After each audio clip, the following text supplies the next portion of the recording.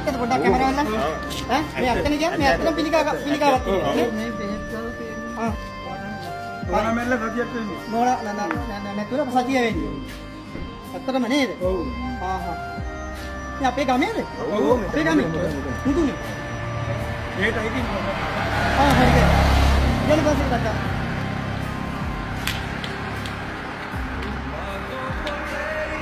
මේ කතාව මේ ඔයගොල්ලෝ ඇත්ත කියන හින්දා මම මේ කරන්නේ මේ මෙතන තියෙනවා ඔයාලට 5000යි 10000යි ඇත්තට මෙයා පිළිකා රෝගියෙක් හරිද මේක පොළොවේකට ගමේ මිනිස්සු කියන්නේ දැන් පෙන්නනවා මම ඔන්න රුපියල් 10000ක් දුන්නා 10000ට අමතරව මොනවා හරි බෙහෙත් ගන්න අවශ්‍යතාවයක් තියෙනවා නම් නම්බර එක දෙන්න ඔයා එක්ක යන්න මෙයා ඔය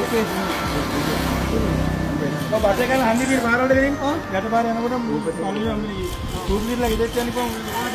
අනේ මම යාගෙන එහෙනම් මොනවා හරි බෙහෙත් ගන්න උමනාවක් වුණා මට දැනුවත් කරන්න හොඳද? මම ඒකට උදව් කරනවා. අපේ ගමේනේ. අපේ ගමේ මිනිහෙකුට මේ වගේ දෙයක් කරන්න නැතුව නේද? ඔව්. ඉතින් සල්ලි නැතුව මට කතා කරලා කියන්න හොඳේ. මම අරන් දෙන්න. එයාගේ නම්බරේ පොඩ්ඩක් දුන්න ලියලා දුන්නා නේද? ඔව් ලියලා දුන්න නම්බරේ. නම්බරේ ලියලා දුන්නා. හරි. බලන්න පොඩ්ඩක් මේක අල්ලලා වෙන මේ ඔක්කොම කියලා පේනවා. හරිද? එහෙනම් අපි ගියා හොඳේ. හරි. හරිලා කියන්නේ. ඕන මම කරන්න දුන්න වැඩ පිළිවෙල නෝනේ. හරි බුසර් නෑ. හරි බුසර්.